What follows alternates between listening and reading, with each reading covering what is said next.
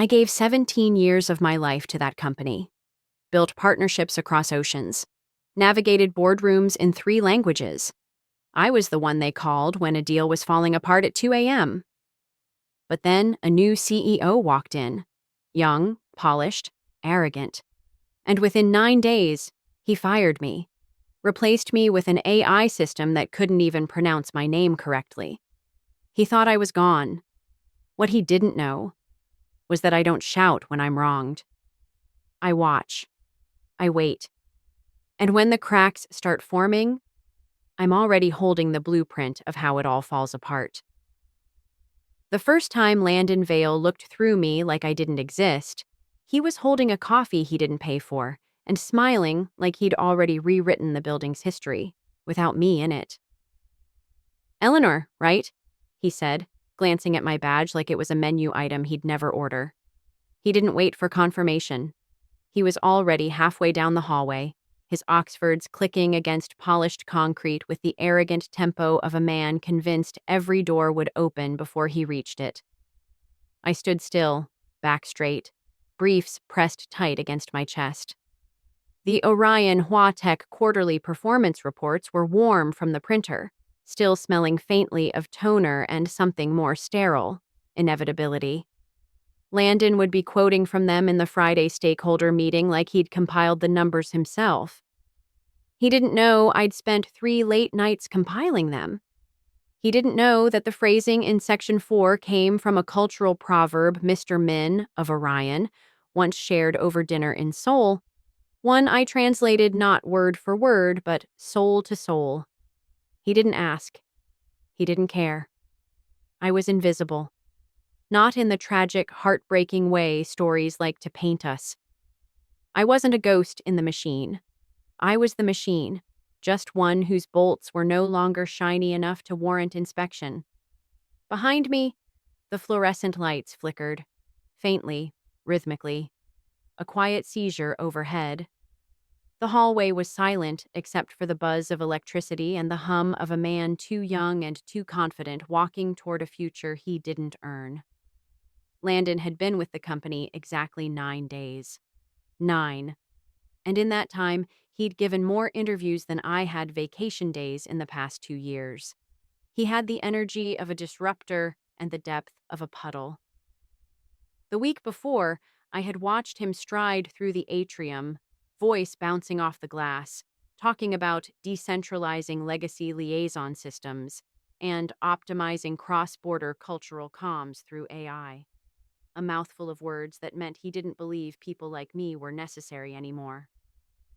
At 53, I'd outlasted 5 CEOs. Some had tried to replace nuance with numbers.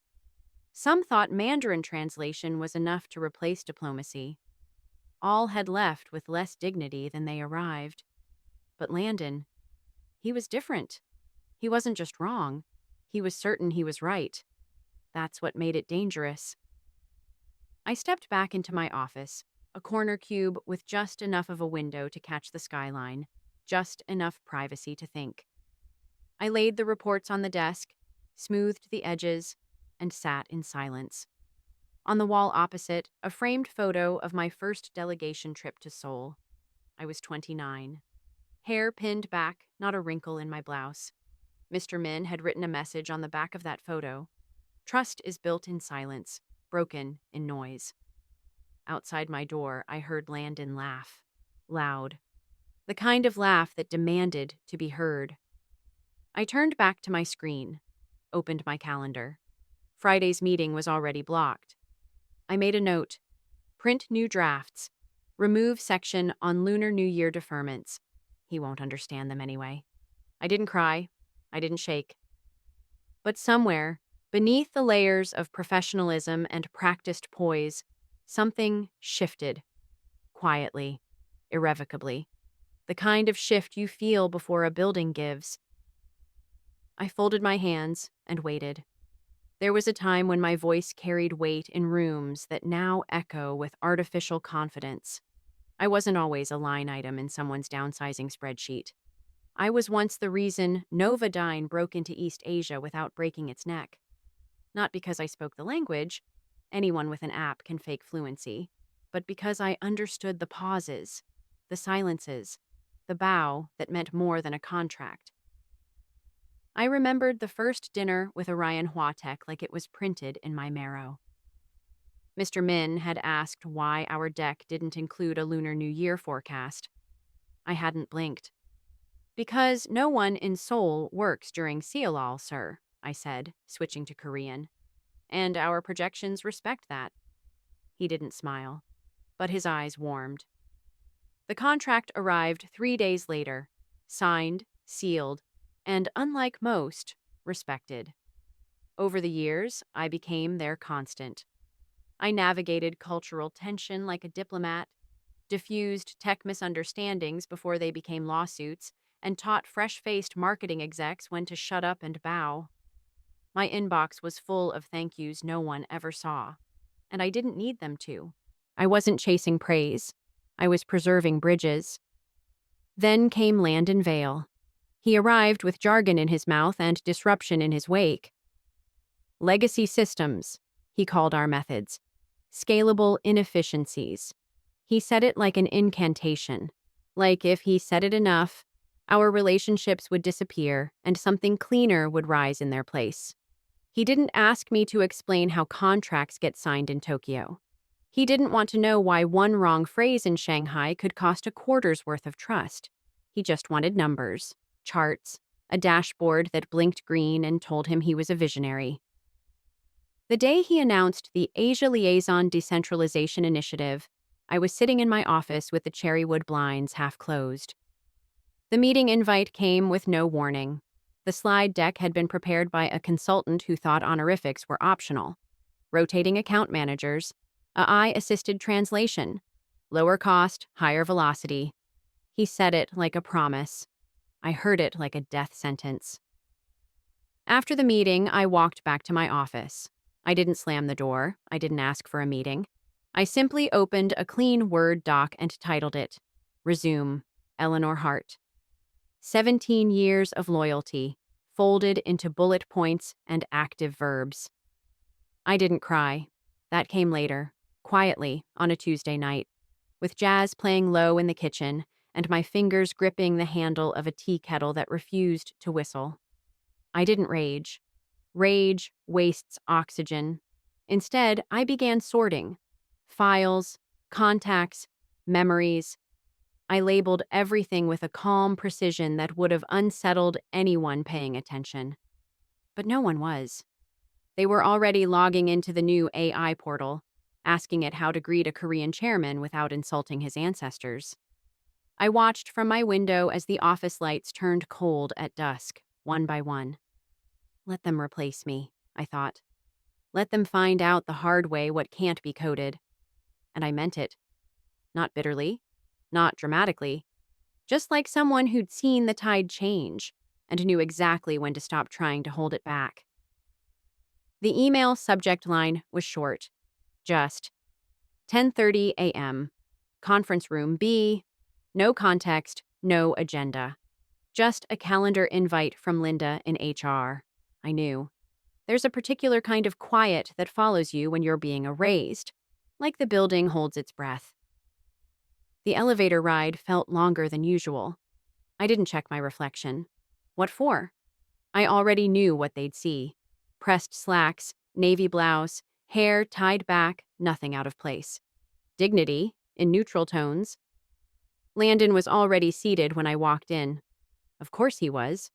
Folder open, pen uncapped, posture perfect like he was chairing a performance review.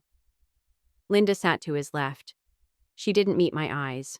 Her fingers fidgeted with the clasp of her planner like it might unhinge her from the scene. Eleanor, Landon said, with a practiced brightness that scraped against the silence. Thanks for making time. I nodded once and sat. We've been evaluating how to streamline global partnerships, he began, flipping through papers he wouldn't read. In today's climate, agility is everything. We've onboarded a fantastic AI translation hub out of Singapore, multi-language capable, 24/7 responsive, really top-tier stuff. He was smiling, like he was announcing a promotion. We just don't see the need for a dedicated liaison anymore. That was it. 17 years. Relationships built over tea houses and red-eye flights. Gone. Replaced by a software stack and a hub no one could pronounce. He slid an envelope across the table. Beige. Puffed slightly at the corners like it had been prepped in bulk. 2 months severance plus vacation accrual, he said, his voice dropping into that rehearsed sympathy CEOs wear like an expensive coat. It's generous. HR put it together. I looked at Linda then. She blinked twice. Swallowed. Still couldn't meet my gaze. I didn't ask questions. I didn't ask why no one had spoken to me first, why there wasn't a transition plan, why a company that claimed to value human intelligence was offloading its most human role to a machine that couldn't even differentiate between formal and informal pronouns in Korean. Instead, I reached for the envelope, ran a finger over its seal, and then left it on the table. I stood, smoothed my blouse, paused just a breath too long. "Thank you," I said quietly. Landon looked relieved, like I'd just confirmed how easy it would be. As I turned to leave, my eyes caught the edge of the leather chair behind him. Cracked along the seam, a deep, jagged line spidering out from the armrest. Worn down not by time, but by carelessness. It was barely noticeable unless you were looking for it. But I was. The imperfection held my gaze for a heartbeat longer than it should have. There was something in it. A truth Landon couldn't see. A metaphor, waiting patiently for its moment. Outside the glass conference room, the office churned forward, keyboards tapping, phones chirping, conversations hushed with corporate urgency. As if nothing inside that room had changed anything. But something had. A lever had clicked into place. And though it didn't make a sound, I felt it deep in the back of my throat.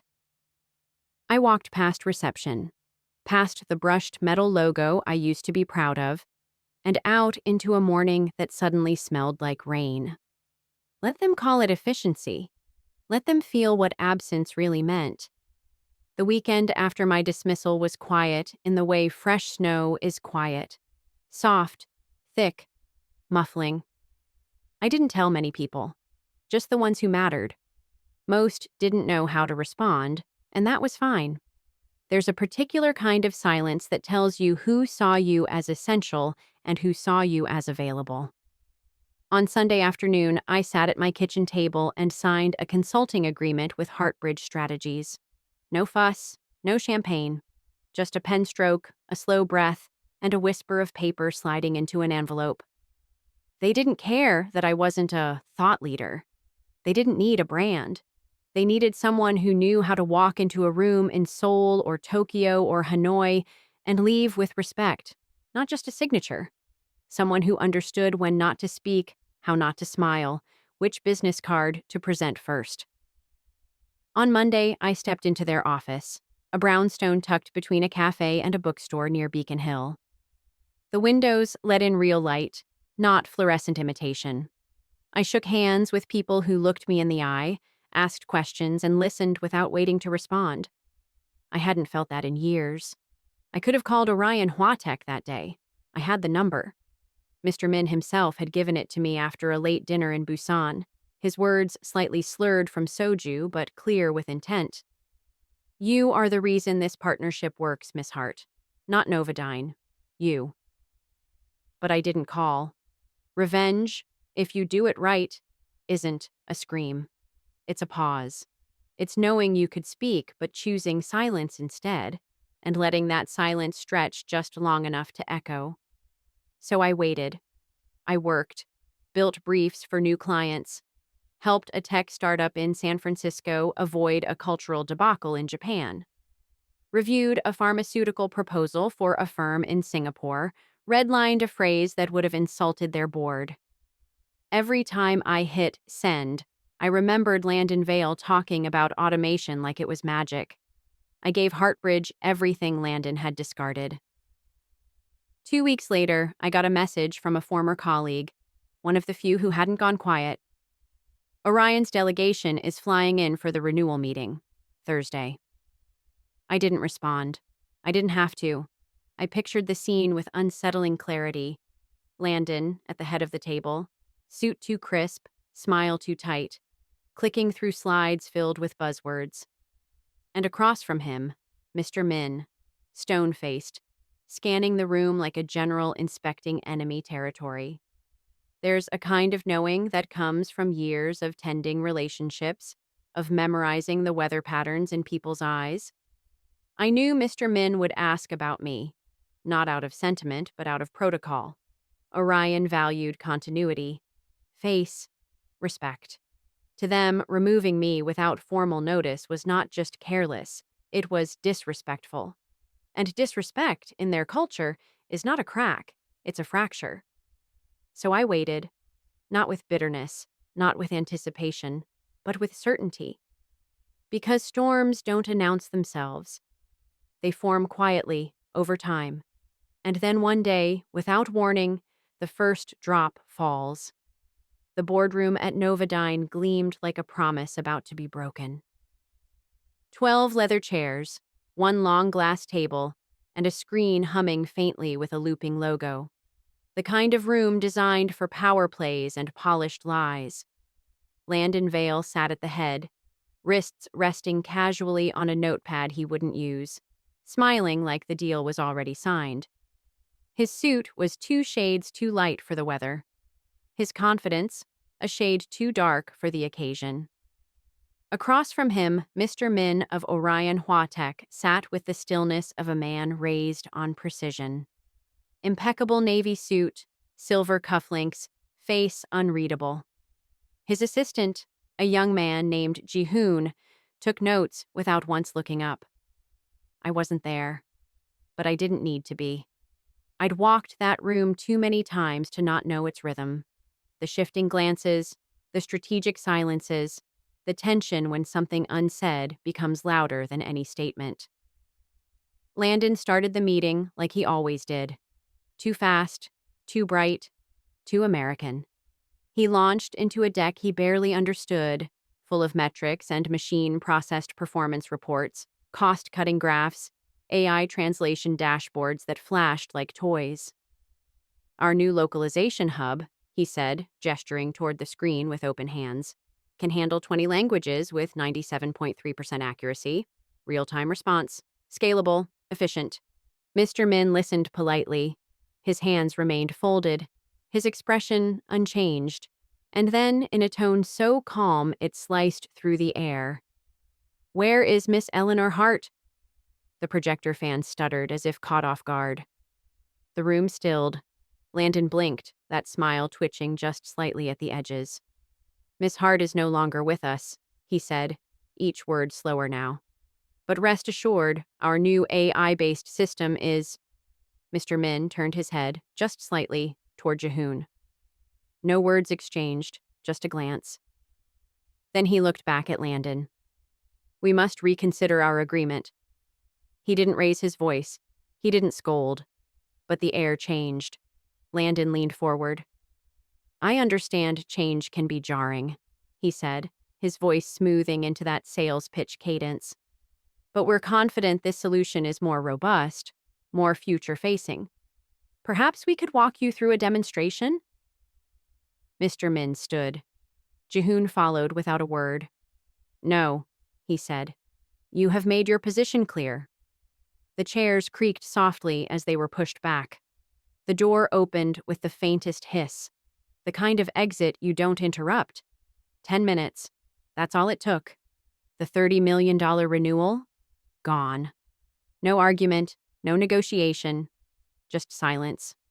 Delivered with precision and centuries of cultural memory behind it. By the time the delegation reached the elevator, Landon was still seated, staring at the untouched pitcher of water in front of him. The ice had begun to melt. That afternoon, I received a single text from Jihoon. Just 2 words. "It's done." I didn't smile. Not yet. There's a difference between satisfaction and completion. And this? This was only the first fracture. The structure was still standing. But the foundation had shifted. By Friday morning, the ice had spread. Two more partners, both mid-size Korean tech firms with legacy ties to Orion, froze their negotiations with Novodyne. No dramatic statements, just postponed meetings, deferred decisions. The kind of delays that are never reversed. In diplomatic circles, silence is strategy. When a trusted name disappears from the table without explanation, it's not questioned aloud, it's felt. And once that feeling settles, it becomes a verdict. Inside Novodyne, panic wore the mask of productivity. Staff moved faster, but no one made eye contact. Landon stopped smiling in the hallways. By noon, I heard from a friend still inside. The AI had translated supply chain reconciliation into a Mandarin phrase that meant ritual apology for past dishonor. The client was not amused. Landon held an emergency meeting with legal that afternoon. No one came out with their jackets on. He started pointing fingers. First, it was the AI team, then the overseas translators, then the clients themselves, for being resistant to modernization. Never himself. Never the man who thought a relationship could be templated. That Sunday, my phone rang. Unknown number. But I didn't need caller ID. There's a tone that only shows up when pride has been cracked and desperation begins to leak through. I let it go to voicemail, listened later in my kitchen while brewing tea. "Eleanor, it's Landon. Hope you're doing well." His voice had that artificial warmth, like a hotel lobby fireplace. "I was hoping we could talk. There have been a few challenges with the transition. Obviously, no one anticipated this level of disruption. We could use your insight. Maybe explore a way to collaborate. No pressure, of course. Just a conversation. Let me know." He ended with my name again, like punctuation. Eleanor. As if saying it softly would erase everything that came before it. I stood there, holding my cup, letting the heat pool into my palms. Outside, the street was quiet. Boston in early fall. Leaves rustling in that specific way that says change is inevitable. I looked at the cracked leather notebook on my desk. Mine now, not his. And then out the window toward the skyline. I waited an hour. Then I called him back. "Eleanor," he answered too quickly. "Landon," I said. "I'm available tomorrow. 9 a.m., my office." He paused. Just a flicker. Then recovered. "Great. Yes, that works. Looking forward to it." I ended the call before he could say anything else. Then I sat down at my desk, opened a clean page in my planner, wrote one line. Clarity arrives when the illusion finally breaks. The thing about people like Landon is that they never hear the storm coming until they're already ankle-deep in floodwater, still trying to figure out who left the faucet running. He thought I'd bring a bucket. He didn't realize I'd brought the tide. He arrived 10 minutes late. Not 15. He wouldn't risk looking desperate. But just enough to signal importance, to keep up the illusion that his time still carried weight. I watched him from behind the glass wall of the Hartbridge conference room. His stride was a little slower now. His posture still had that false confidence, but it cracked at the edges, like the leather of that chair he used to command from. Same watch, silver, oversized, still worn half an inch too loose, like he wanted people to notice it before they noticed him. He entered with a smile that had lost its anchor, too wide, too bright. The kind of smile men wear when they know the oxygen in the room no longer belongs to them. "Eleanor," he said, extending a hand I didn't take right away. "Good to see you." I gestured to the seat across from mine. "Sit." He did, quickly, the veneer of control slipping already. He opened a folder he didn't need. "I'll get right to it. Things have been tense, some instability. The board's been concerned, and we've hit some snags with continuity, especially in the Asia-Pacific portfolio." Snags. He used the word like it was a wrinkle in a tie, not a hemorrhage. "I think it's clear now how important your institutional knowledge is," he said, careful with his phrasing. No formal role, of course. No headlines. But perhaps a consulting arrangement? Quiet support? I studied him. His voice was too smooth, too careful. The arrogance was still there, but it had curdled into something more fragile. You don't want support, I said calmly. You want insulation. You want the benefit without the accountability. He opened his hands as if to protest, then thought better of it. It's not personal, he said. I leaned back slightly, letting the moment breathe. The city murmured outside the window, muffled traffic, distant horns, the rustle of a world still moving forward.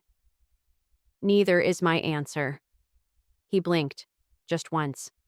It was the smallest tell, but I caught it. Landon, I said, keeping my voice even, you walked into that company with every advantage, and you burned through goodwill like it was a surplus. You replaced human understanding with automation and called it efficiency. You told people like me we were obsolete. Now you want a parachute stitched from the very fabric you tried to cut. He flinched. Subtly. I'm not here to save you, I continued. I'm here so you'll remember exactly who was sitting across from you when the light started to go out. He swallowed hard. The silence thickened between us. Finally, he stood. If that's your position, he said, voice tight. It is. He nodded, not in agreement, but in resignation. Take care of yourself, Eleanor. I smiled then, not cruelly, just cleanly. You too, Landon. He left without another word. The door whispered shut behind him. I stayed seated, letting the quiet settle. No adrenaline, no triumph. Just a stillness that felt like truth. Outside, the wind had picked up. A few leaves scattered past the window like remnants of something once rooted.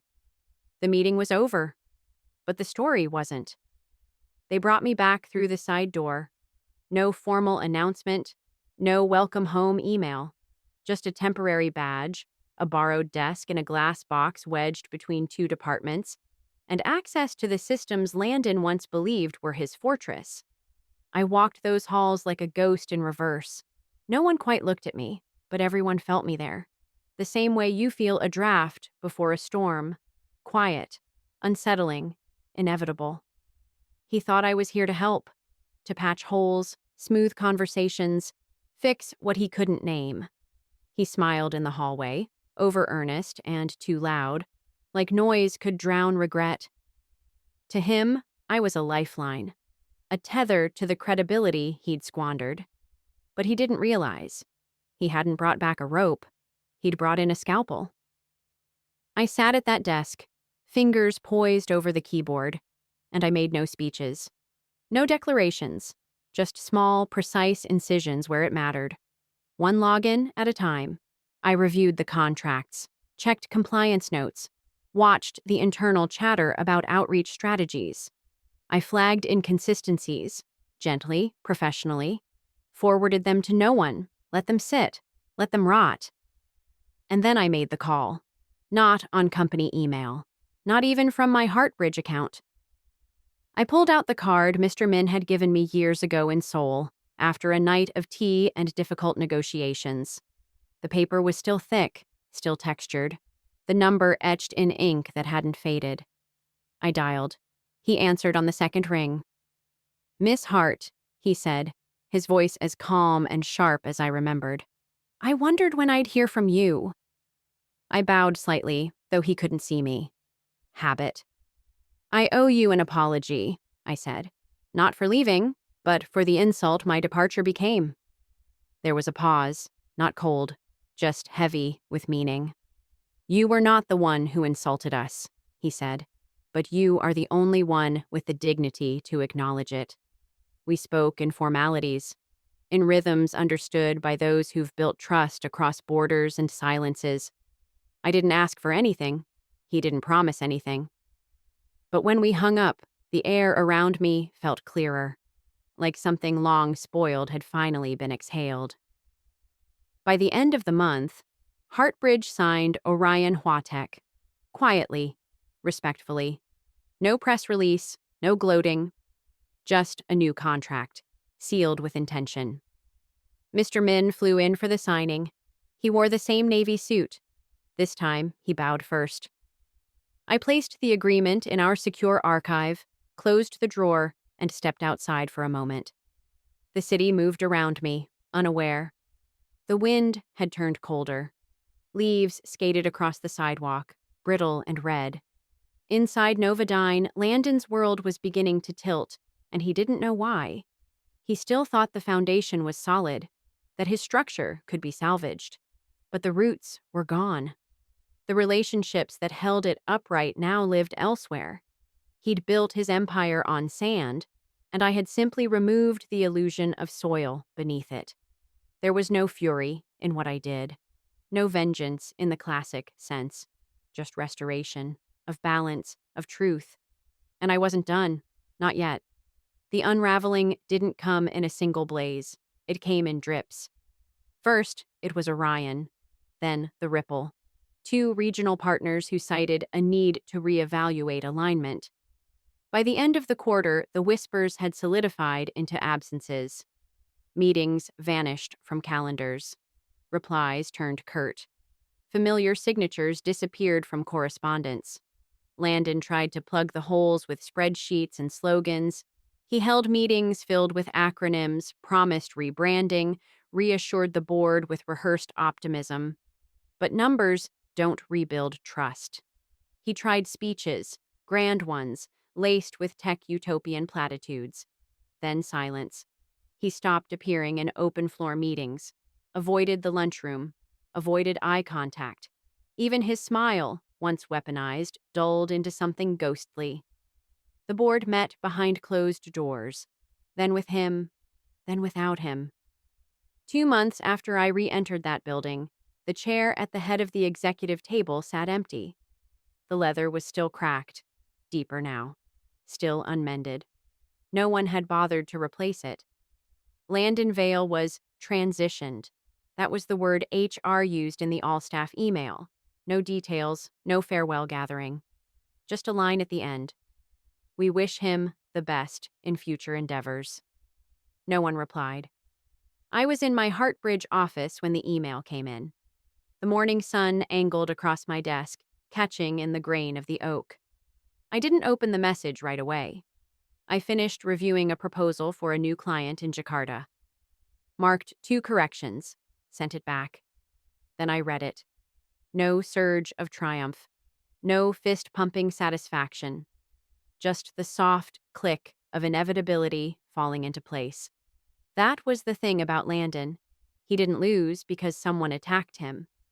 He lost because he built an empire with no foundation, no memory, no care for the people who had held the pillars up. And when those people stepped away, it all caved in on itself. I never had to scream. I never threw a stone. I didn't need to. I let the structure collapse under the weight of its own arrogance. I let it burn, slowly, quietly, without spectacle.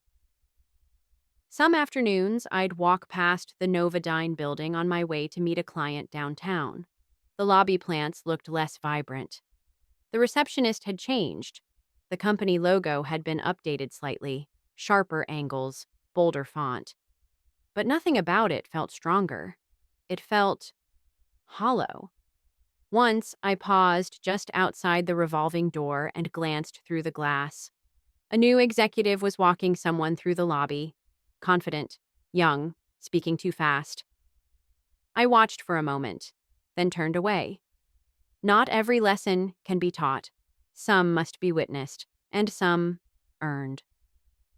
I walked back into the street, the wind curling around my coat. The city kept moving, unbothered, unaware that another kingdom had crumbled behind its polished facade. I didn't leave a mark on the building, but the absence I left inside it? That was permanent.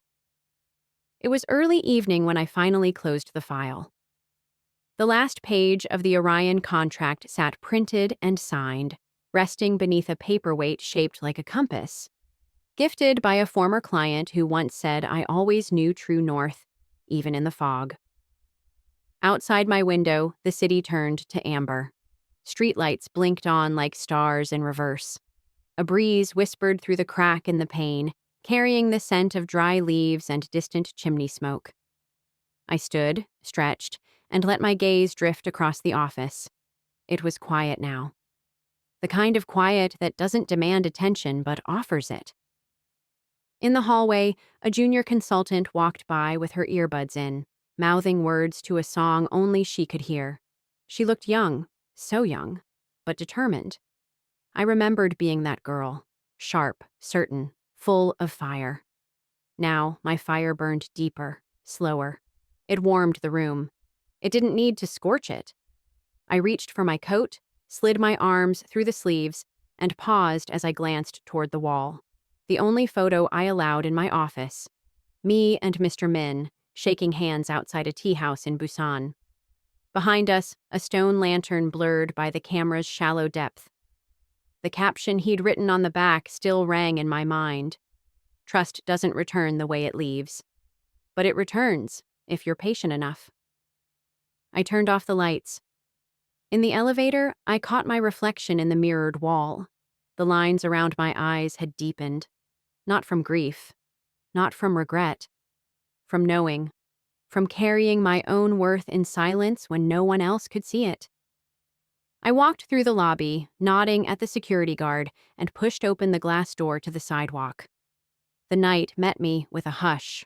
No horns, no chatter. Just the gentle hum of streetlights and a world that had turned, quietly, in my favor. Across the street stood Novodyne, its facade gleaming under the weight of failure. I imagined Landon's chair, still empty, still cracked, still waiting for someone who could sit in it without unraveling. I never needed to sit in that chair. I had become something steadier. There's a kind of power in restraint, in the discipline to wait, to watch, to act without the need for applause. I had wielded that power the way I always had, deliberately, precisely, without spectacle. Not to destroy, but to correct. And when the dust settled, when the echoes of broken promises faded and the tower of pretense collapsed under its own vanity, I didn't need to be there to gloat. I didn't need to be named. I had already reclaimed everything they thought they could take. My name, my legacy, my voice. But I didn't need to scream to be heard. I just had to let the silence speak for itself. Life lesson from Eleanor Hart's story. Eleanor Hart didn't fight her erasure with fury. She fought it with silence, precision, and an unshakable sense of self-worth. After 17 years of service, she was replaced by a machine and discarded by a man who never bothered to learn her name. But instead of begging for recognition or retaliating with noise, Eleanor waited, watched, and then chose to act, not with vengeance, but with quiet justice. Her story reminds us that dignity doesn't come from job titles or office chairs. It comes from knowing your value, even when others forget it. Sometimes, the most powerful response to being underestimated is not proving them wrong out loud. It's letting them collapse under the weight of their own arrogance. In a world obsessed with loud wins and instant revenge, Eleanor teaches us the strength of restraint. That silence isn't weakness, it's strategy. That presence isn't about being seen, but about being missed when you're no longer there. You don't always need to raise your voice to be heard. Sometimes letting go is how you take everything back. Thank you for staying until the end of Eleanor Hart's story. If her quiet strength, her dignity, and her way of reclaiming power spoke to something in you, you're not alone. So many of us have been dismissed, overlooked, or replaced, only to rise again in silence, on our own terms.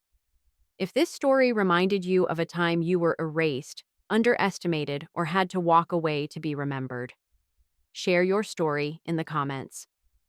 Don't forget to like, subscribe, and hit the notification bell for more stories of silent revenge, poetic justice, and power reclaimed without shouting. Because sometimes, The quiet ones are the ones who bring the whole empire down.